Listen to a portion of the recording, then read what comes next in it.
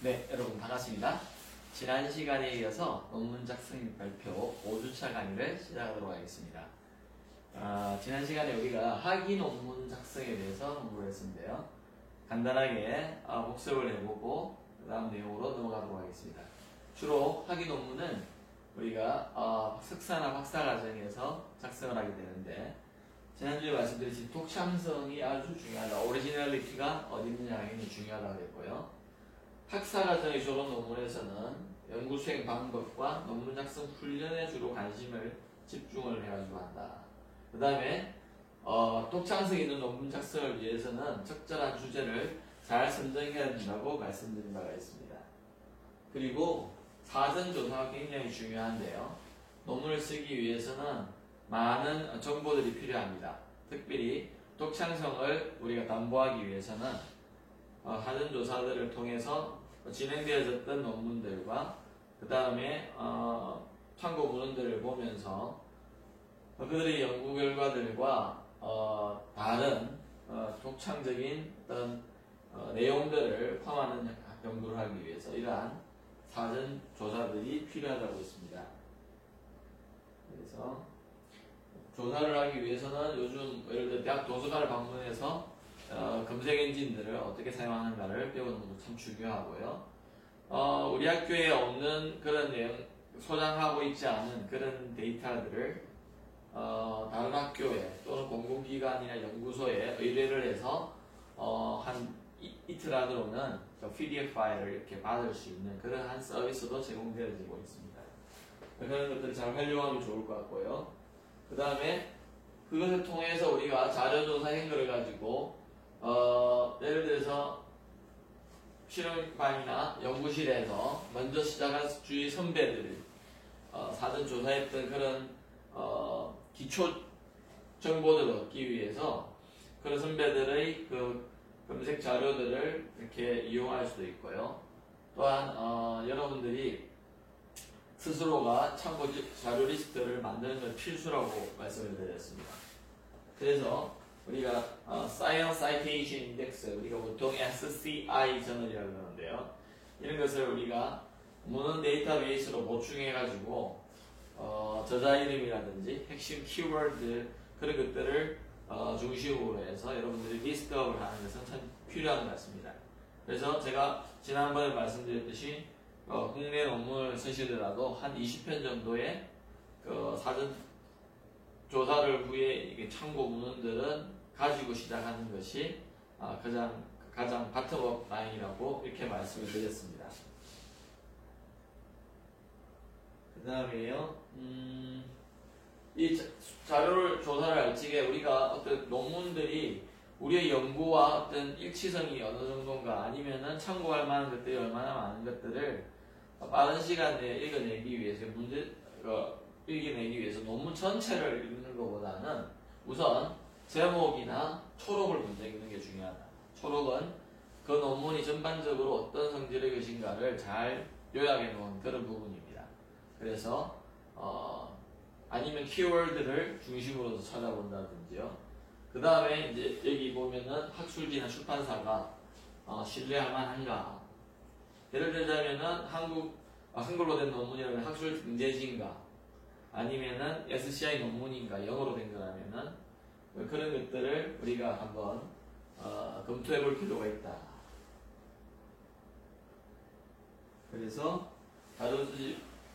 그리고 인프레스라고 해가지고 미출판된 자료도 있기 때문에 우리가 그런 것들도 좀 이런 것들은 학회 발표한다든지 이런 데 가면 최신 연구 동향을 알 수가 있죠. 그래서 학회 활동도 여러분들이 적극적으로 하는 게 참 필요한 것 같습니다.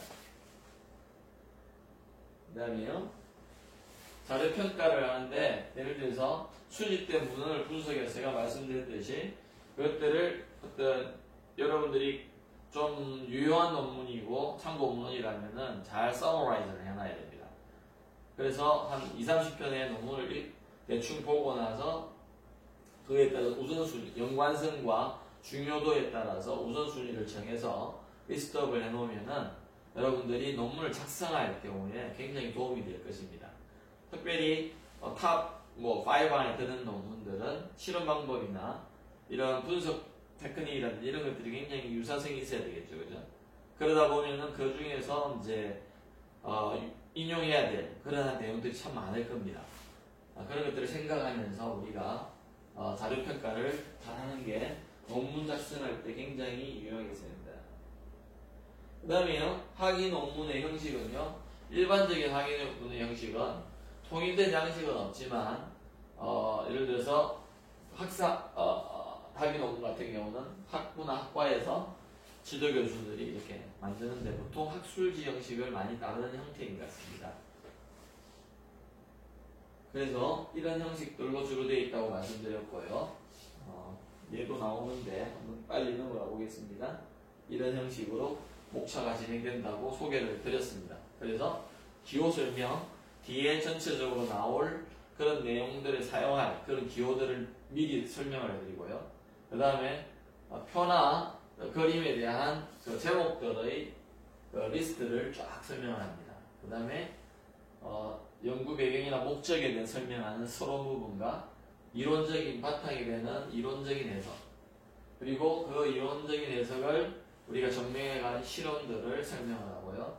실험 결과들과 고찰, 그 다음 결론, 그 다음에 사용한 참고 문헌과 테이블들, 피겨들 이렇게, 그리고 부록이나 마지막으로 애브스트랙트, 그리고 이제 연구에 공헌하신 분들에 대한 감사, 이걸로 마무리를 짓죠. 그래서 작성하기 전에 우리가 학위 논문을 작성하기 전에 준비해야 될 것이 쓰기 전에 아이디어들을 구상해내야 된다. 그것들을 서로 디스커션 하면서 말로 하면서 논리적인 것들에 대해서 우리가 타당성과 합리적인 것들 이런 것들도 검증을 해보고요. 그 다음에 개요를 작성해봐야 된다.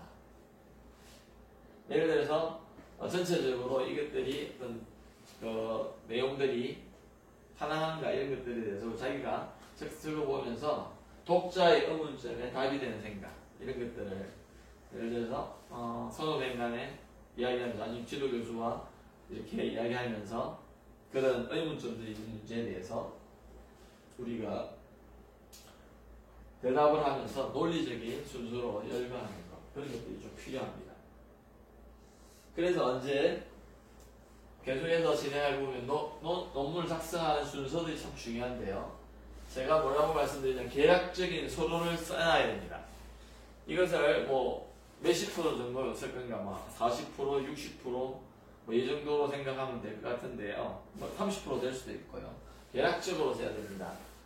서론을 사실은 먼저 써는다고 생각은 하지만 우리가 뒤에 전개되는 내용들을 다 알지 못한 상태에서 서론을 완벽하게 쓴다는 것은 굉장히 어렵습니다. 그래서 계략적으로 쓰고요. 그 다음에 어떠한 실험을 하든 우리가 관계되는 이론적인 해석이나 그런 어떤 관계식들은요, 사실은 거의 정해져 있습니다.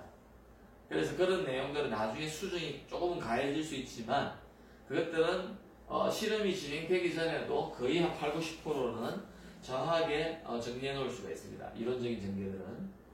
그래서 잘 정리해 놓으시면 좋고요. 이론적인 백그라운드가 클리어하면 할수록 실험을 준비하는 데 있어서 우리가 좀 더 정확한 정보들을 접근할 수 있기 때문에 도움이 될 것 같습니다. 그 다음에 실험 재료 및 방법은요, 참고문을 읽으면서나 아니면은 그 사전에 예비 실험을 했던 것들이나 아니면 선배들이 진행했던 그런 것들을 중심으로 해서 아주 구체적으로 잘 쓸 수 있습니다. 이 파트는. 그래서 저는 이 파트나 이 파트를 제일 먼저 쓰는 걸 항상 권하고 있습니다. 그 다음에 우리가 논문의 이 이론적인 해석과 제시한 것들을 보면서 여러 실험을 했을 거 아닙니까? 그죠? 그래서 그 중에 실험한 데이터들을 모두 사용할 수는 없죠. 그 중에서 우리 구체적으로 이 논문에 사용할 데이터들을 선정을 하는 게 필요하다. 그래서 그것들을 가지고 그림이나 피겨를 아주 깔끔하게 그려야 되고요. 그래서 저 같은 경우는 이제 이걸 쓰기 전에 이 그림과 표 하나하나에 대해서 우리가 설명을 이렇게 A4 용지 반 페이지 정도에 아니면은 3분의 2 정도를 쓰게 만들죠. 적어도 한두 문단 정도 되게끔. 그래서 그것들을 잘 요약을 해서 이제 고찰 부분에 가서 정리를 하는 것이죠. 그래서 그림 한 개에 한 분단 내지 두 분단 정도의 결과 부분을 써서 그 다음 그것들을 잘 요약을 해서 중심 단어 중심으로 해서 키워드 중심으로 해서 결론을 써냅니다. 그리고 나서 이 결론을 이끌기 위해서 다시 여기 가서 계략적으로 써놨던 서론에 대해서 정확하게 수정을 해서 완성을 합니다. 그 다음에 서론을 아니면 또 본문을 쓰면서 이론적인 정리를 하면서 사용했던 문헌 리스트를 이렇게 작성을 하게 되고요. 임시 제목을 정하고 다시 읽어보면서 파이널 제목을 정하게 됩니다. 그 다음에 그래서 제가 이것들도 지난 시간에 설명한 것 같은데 논문 수정 작업을 계속해서 진행한다. 초고를 쓴 후에 며칠 동안 초고를 그대로 두고요. 한번 생각을 해보면서 그대로 읽어보면서 두고요. 같이 실험실에 있는 사람이나 아니면 지도교수님께 부탁을 해서 계속 검토를 부탁드리고요. 그 다음에 그 검토 행동을 바탕으로 해서 수조와 원고를 이제 지도교수에게 의뢰를 해서 본격적으로 검증을 받는 것이죠.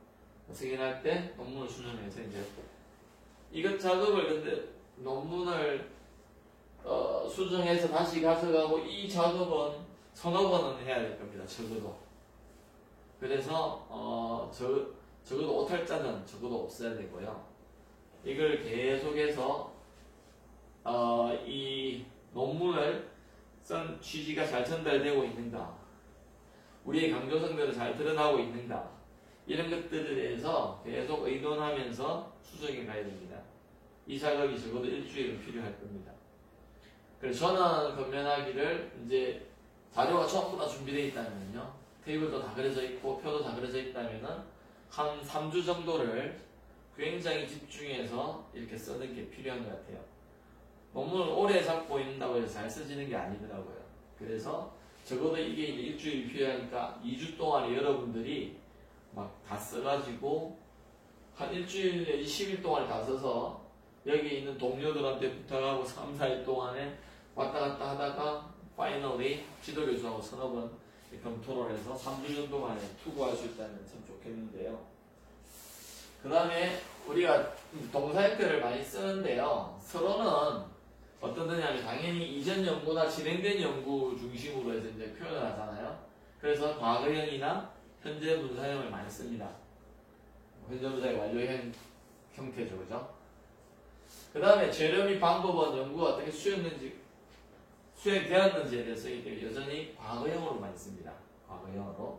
그 다음 결과는 발견된 사실을 요약하고 표현하기 때문에 과거형으로 쓰고요. 고찰은 현재형으로 씁니다. 그래서 결과 및 고찰에 있어서 우리가 보통 현재형을 많이 쓰게 되죠. 그러니까 해석을 하는 부분은 지금 이 시점에서 하는 거라고 볼 수 있지 않습니까? 그래서 이런 것들은 벌써 과거형으로 쓰는 게 맞는 것 같고요. 여기는 결과 및 고찰은 현재형으로 되어 있습니다. 그 다음에 학술지 논문의 투고 작성에 대해서 한번 설명을 드리려고 합니다. 지금 요즘 우리 학부의 학생들이 이제 대학원이나 이런 데 진학을 목표로 두고 있는 사람들은 학술지 논문 투고에도 굉장히 관심이 많은 것 같습니다. 왜냐면은 이제 그 평가하는 입장에서는 학술지 논문을 적어도 투고를 해서 액셉트 되어서 이렇게 게재가 되었다면은 연구하는 능력이 어느 정도 검증이 되었다고 이렇게 평가를 할 수 있겠죠. 그래서 여러분들이 학술 등재지인 그 한글 논문이라도 우선적으로 도전해보는 게 참 좋은 것 같습니다.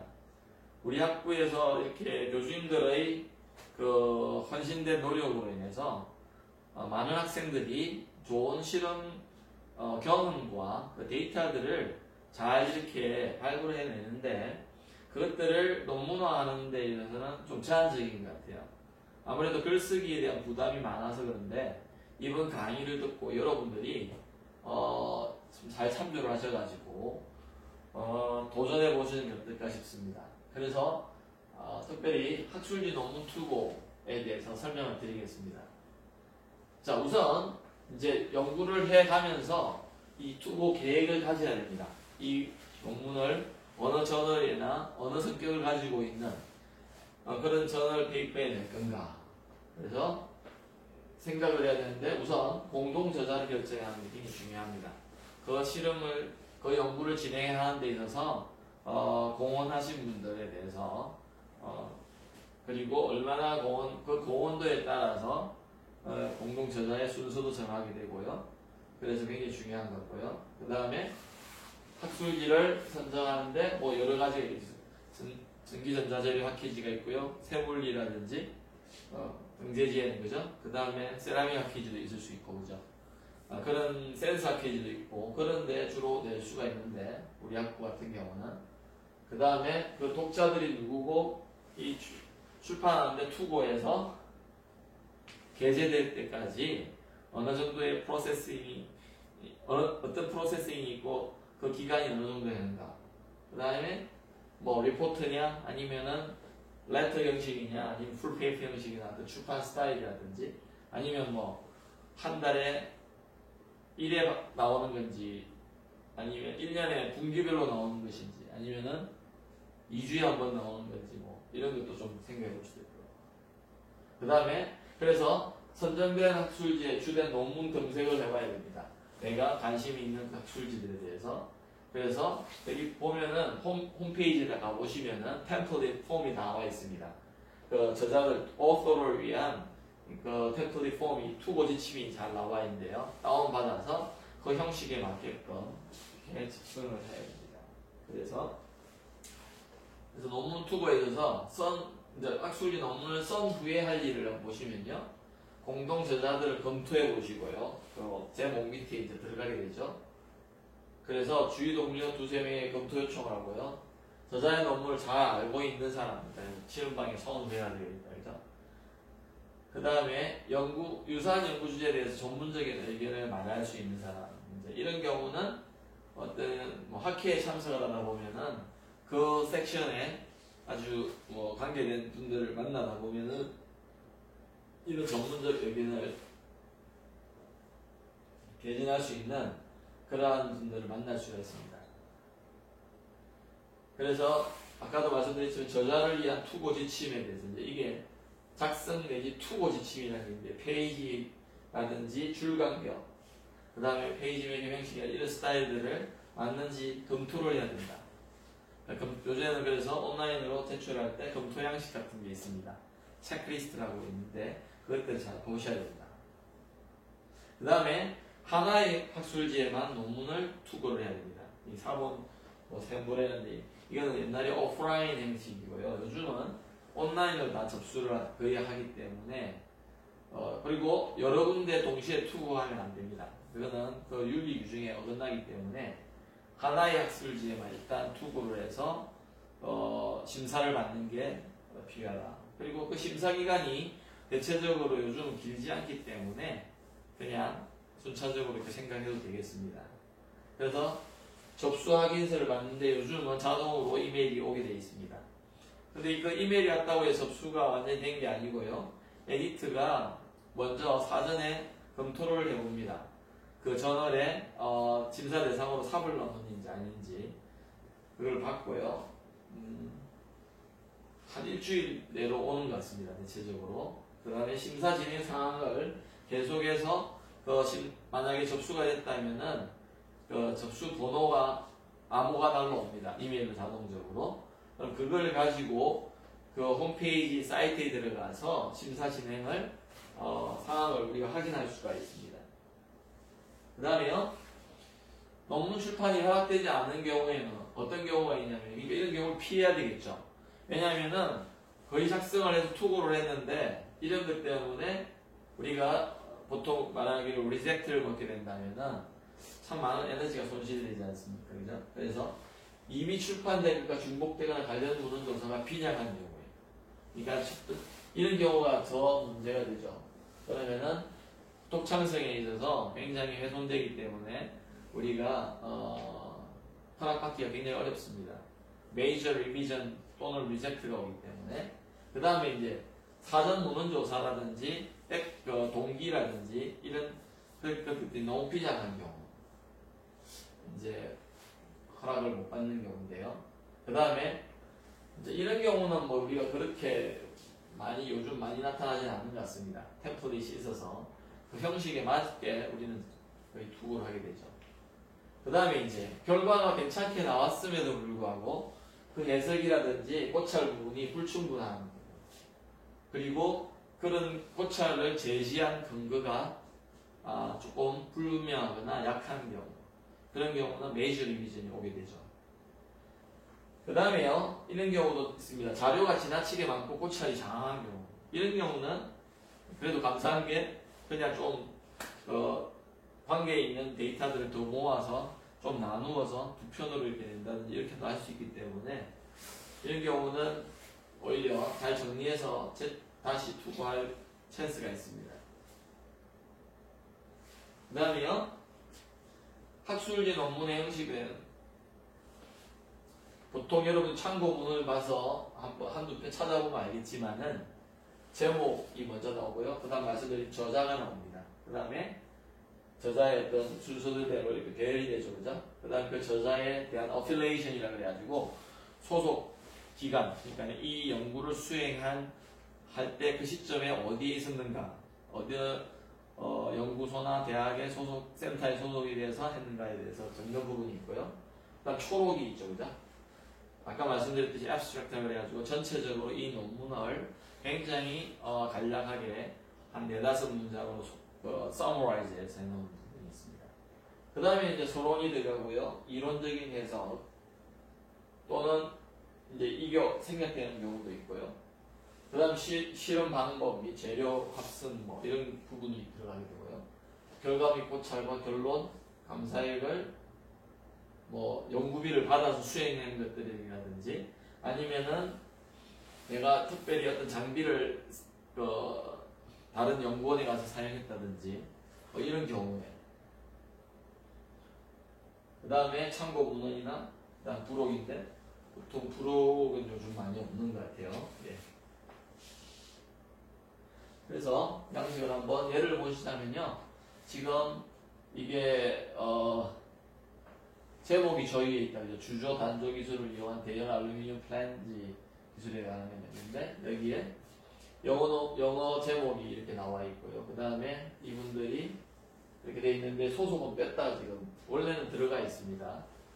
그리고 영어 이름이 이렇게 돼 있고요. 여기에 이렇게 표시해 놓은 이런 것들이 밑에 아마 있는 것 같은데요. 첫 페이지 맨 밑에 보면은 소속이 이렇게 별표 체크들로 해가지고 되어 있습니다.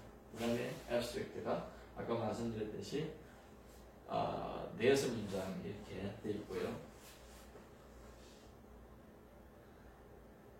그 다음에 보시면요, keyword 아까 전에 말씀드렸죠?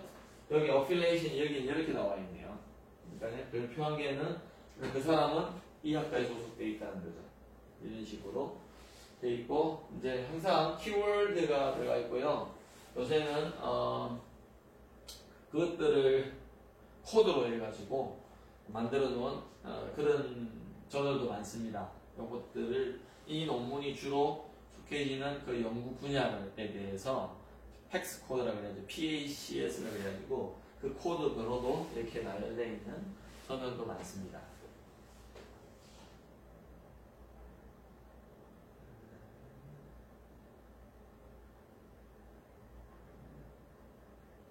자, 그 다음에 논문의 구체적인 작성 방법을 보시면요, 제목을 작성할 적에는요, 가능한 한 몇 단으로 구체적인 정보를 제공할 수 있습니다. 굉장히 함축적으로 그 논문 전체가 담고 있는 정보를 이렇게 표현할 수 있는 그러한 함축적인 몇 단으로. 그래서 초록도 전체적인 걸 포함한다고 했는데 그 초록을 요약해 놓은 듯한 아주 짧은 그러한 초록의 성격을 가지는 그런 제목을 선정할 수 있으면 좋겠다. 그 다음에요, 그래서 제목 선정에 고려할 요소들은요, 여러분들이 전체적으로 대상이 뭐였는가, 이 주제가 뭔가 생각해야 되고요. 필요성, 그러니까 뭐 이때까지 연구했는 것들이 좀 규명해보지 못했던, 증명하지 못했던 그런 문제가 몰아서 이 연구를 했다. 그런 것들이 두드러질 수 있는 건 참 좋겠죠. 그죠? 그 다음에 어떤 해결 방법을 이용했는가, 그 다음에 그 연구 결과는 어땠는가를 뭐 high efficient라든지 우리 포스코로 생각한다면요. 아니면은 뭐 stability가 문제가 됐다든지, 그죠? 그 다음 해결 방법은 어떤 방법을 썼는데 이런 문제를 해결해서 했고요. 결과들이 아주 뭐 efficiency가 되게 높아졌다든지 아니면 만들기가 공정이 쉬워졌다든지 뭐 이런 문제점들을 해결한 그 결과들을 함축할 수 있는 그런 제목이면 좋겠다는 거죠. 그래서 유의할 점이 뭐냐면요, 가능한 한 적은 단어로 이렇게 구체적인 정보. 참 그래서 제목을 맨 마지막에 정하는 이유가 있습니다. 그래서 사람들이 제일 먼저 보게 되는 게 제목이잖아요, 그죠? 그러면 이 제목을 내가 읽고 보고 참고문으로 선택할 것인가 아닌가, 읽을 것인가 아닐 것인가를 그걸 보고 결정하기 때문에 제목 선정이 참 중요합니다. 그래서 부제목도 붙이는 경우가 있고요. 연구의 효과를 표시하는 경우에 그 효과를 구체적으로 나타냅니다. 아까 전에 보셨죠, 그죠? 알루미늄 주조 및 단조 조직에 대한 첨가제의 영향, 이거보다는 자직에 대한 첨가제의 미세화 효과, 좀 더 구체적으로 이 첨가제의 영향 중에서 이 영향의 효과에 대해서 이렇게 써주는 것이 더 많은 정보를 주는 것이기 때문에 조금 길어졌지만 이러한 제목을 선택하는 게 좋다는 것을 권하고 있습니다. 그 다음에 표준에 맞지 않는 약은 피해야 됩니다. 왜냐면은 약속을 해놓은 게 아니면은 우리가 거기에 약을 볼 적에 혼돈이 오죠, 자꾸. 그리고 충분히 이해가 되지 않기 때문에 제목 자체를 이해하는 데 한계가 있습니다. 그 다음에 직접 영향을 줄 수 있는, 그러니까 이 논문을 내가 읽을 것인가, 충분한 정보가 있는가를 판가름하는데 그 영향을 줄 수 있는 중요한 용어들로 시작해야 합니다. 그래서 가급적이면 a study나 뭐 results for 뭐 이런 식의 그런 결과다, 뭐 이런 연구다 이런 말은 주로 피하게 된다는 겁니다.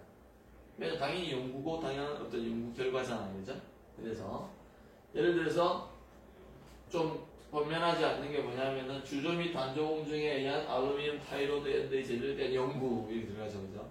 그래서 영어로 하니까 a study 이렇게 들어갑니다. 그래서 on the 뭐 이런 식으로 하는데 그렇게 하지 말고 공정의 적용이라든지 연구나 결과 이런 것들을 빼는 거죠. 그 다음에 주관적인 용어는 피한다. 예를 들어서 뭐 참신한, 혁신적 이런 거는 자기 주관이거든요. 필자의 주관입니다. 읽는 사람들이 꼭 그거를 참신하게 여기실까 혁신적이라고 생각할까 그건 잘 퀘스천 마크잖아요, 그죠? 그래서 LCD 패널의 두께를 최소화하는 혁신적인 공정 개발 이런 것들은 잘 안 쓰는 것 같아요, 정말. 근데 그냥 최소화하는 새로움이라든지, 그죠? 아주 고효율적인 뭐 이런 말들을 쓰죠. 그건 약간은 어떤 좀 객관성이 들어가잖아요, 그죠? 그 다음에 시리즈 형태의 제목도 피한다. 시리즈. 그래서 그 다음에 초록을 작성할 적에는 이제 제목했고 초록하고 쭉 이제 구체적으로 나갈 때 빨리 나가 보겠습니다. 초록을 간략한 형태로 전체 논문의 내용을 정확히 이게 함축적으로 모아서 이렇게 표현하는 건데요. 그래서 논의할 주제가 뭔가 알려주는 겁니다. 초록에서는. 아니면 결과들을 이렇게 첨가함으로 해서 이런 논의가 이루어질 거라는 것을 암시해 놓는 거죠. 그죠? 그리고 무엇을 했고 왜 했으며 어떻게 해서 자신의 결론이 이루어졌는지를 한 문장씩 이렇게 한 문장 정도로 해가지고 이렇게 모아놓은 거죠. 그러면서 서로 연결성이 있게끔 제시하기 때문에 초록도 어떻게 보면 서론을 쓰고 나서 제목을 쓰기 전에 쓰는 그런 부분이라고 생각하면 됩니다. 그래서 간결하게 필요한 정보를 모두 제공해야 할 줄 있어야 됩니다. 그래서 사실 결과까지 다 쓰고 나서 쓰는 거라고 봐야 되겠죠, 그죠? 그 다음에 초록에서 구체적으로 이제 기술되어야 될 내용은 논문의 어떤 다루는 주제와 목적을 제시해야 된다고 앞에도 이야기했지만 다시 한번 강조하고 있고요. 그 다음에 이 주제들을 다루기 위한 방법들, 뭐 XRG를 찍었다, 쌤을 찍었다라든지 그런 구체적인 방법들도 간략하게 제시를 해줘야 된다. 그 다음에 새로 발견된 사실, 내가 정말 이거만큼은 독창적으로 내가 해낸 것들이다. 그런 것들을 좀 요약해서 설명해야 되고요. 그 다음에 논문에서 얻은 중요하고 새로운 정량적인 데이터, 그러니까 뭐 현관효율이면 1.2배 정도 증가하더라, 이피션시가 몇 퍼센트 늘었다, 뭐 이런 것들 데이터도 포함하는 게 좋다. 그 다음에 사용한 방법도 언급합니다. 우리는 보통 고상 반응법이나 아니면 스핀 코팅이나 뭐 RF 스파트링으로 만든 방막이나 이런 것들을 언급해 주는 것도 좋겠다. 그 다음에 이론 및 실험 데이터를 비교함으로 해가지고 결과의 어떤 정당성도 간략하게 한두 줄로 요약을 해서 이렇게 전체적으로 한 대여섯 문장, 길면 8문장 정도로 이렇게 하는 게 필요하다. 그래서 초록의 예를 한번 보십시다. UML analysis of the combined excursion processor에 됐고요. 범수항 이거는 이제 지금 요까지가 제목이다, 그죠? 제목과 저자와 어플레이션이고요. 그 다음에 엑스트랙트가 이렇게 진행이 됩니다. 그래서 보통 이런 약어를 설치게 처음에 나온 것들은 풀로 이렇게 다 써주든지 요거를 먼저 쓰고 약어를 뒤에 갈로해서 표현하든지 한 번은 설명해 줘야 됩니다. 그 다음에요, 쭉 되죠, 그죠? 그 다음에 한 문장 됐고요. 두 문장 가면서 이렇게 세 문장, 네 문장, 5문장, 6문장 이렇게 나오는데 위에 그런 것들이 쭉 들어가 있고요. 또 다른 앱스트랙트의 예입니다. 그래서 우리가 한 6, 7문장에 돼 있고요. 그 다음에 키워드들이 나온다고 했죠. 여기에 아마 이런 단어들이 많이 들어가 있을 겁니다. 그래서 여러분들이 이런 식으로 쓴다는 것을 알면 되겠고요. 전기공학의 예입니다. 이거는 똑같이 키워드가 나오거든요. 그래서 아마 여러분들이 보통 쓰는 그러한 단어들이 여기 fuzzy based decision 여기 fuzzy based 들어갈 쪽이죠. 그 다음에 autonomous라든지 뭐 이런 단어들이 여기 들어가 있을 거예요. 그래서 여러분들이 키워드와 abstract들이 잘 조화가 되도록, 매칭이 되도록 써내야 되겠다. 그 다음에 서론 부분이 나오죠, 그죠? 처음에 뭐였죠? 제목, 그 다음에 저자, 그 다음에 초록이 있고, 그 다음 서론. 서론에서 제시할 세부사항은요, 앞부분에서 논문의 주제를 명확히 해놔야 됩니다. 그래서 기성 정결에 있어서 기가 뭐냐면 논문의 주제를 명확히 제시하는 걸 말하는 거죠. 그 다음에 그래서 관련 연구의 동향을 잘 알 수 있게끔 참고문, 그게 성이다. 그래서 이때까지 연구의 동향과 진행되는 결과들에 대해서 설명을 하면서 인용을 해오기 때문에 참고 문헌을 거기에 표시를 달아서 제시해줘야 된다. 그 다음에 논문의 연구 목적과 내용을 분명하게 마지막에 전개를 하고 기성전하고 결론으로 제시를 해줘야 된다. 마지막 부분에 제시를 해서 어떻게 된다고요? 앞으로 진행될 것들에 대해서 미리 소개를 해놓는 거죠. 그게 서론이 해야 됩니다. 그 다음에 그래서 논문의 구성 계획을 제시하는 경우도 있다. 이게 뭐 실험이 이렇게 진행될 것이고요. 이런 결과들로 나올 거다 하는 것을 미리 제시할 수도 있다. 그래서 실험 위주의 어떤 논문에 대한 서론들이 이렇게 나옵니다. 여기 보면은 그래서 어디서 이런 이야기들을 했는가 요 1번 참고문에 그렇게 되어 있다는 걸 표시를 해줬습니다.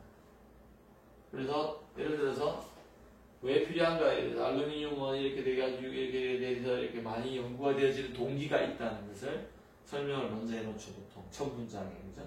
아니면 첫 패러그래프에 그런 내용들을 적어놓습니다.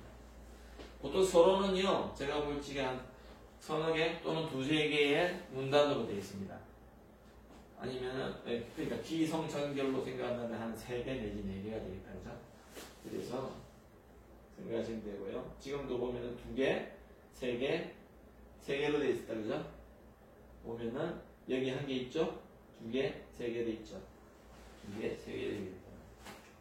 그래서 뭘 했다는 걸 얘기했어요. 주조 이렇게 해가지고 조건을 파악하고 그 다음 기존의 단조 제품과 경도를 비교했다, 이 논문이. 그래서 앞으로 그것들을 구체적으로 설명하는 걸로 전개해 나갈 것이라는 것을 했습니다.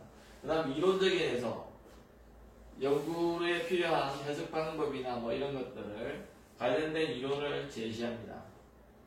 그리고 특별히 이제 실험을 하더라도 있잖아요. 저자가 어떤 제안하는 새로운 이론이 들어갈 수 있습니다.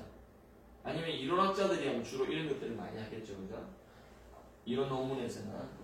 독자가 알 수 있을 정도로 상세히 설명을 해줘야 됩니다. 그 다음에 기존 이론을 사용하는 경우에 필요한 부분만 간략하게, 너무 장하게 설명할 필요가 없죠. 왜냐하면 참고문은 자세하게 잘 되어 있습니다. 그래서 참고문의 그 인덱스만 잘, 그러니까 그 사이테이션만 잘 달아주는 거죠. 그죠? 사이테이션만 인용했다는 것. 그래서 이론 해석은 이렇게 되는데, 번호도 이렇게 써줘야 되고요. 그래서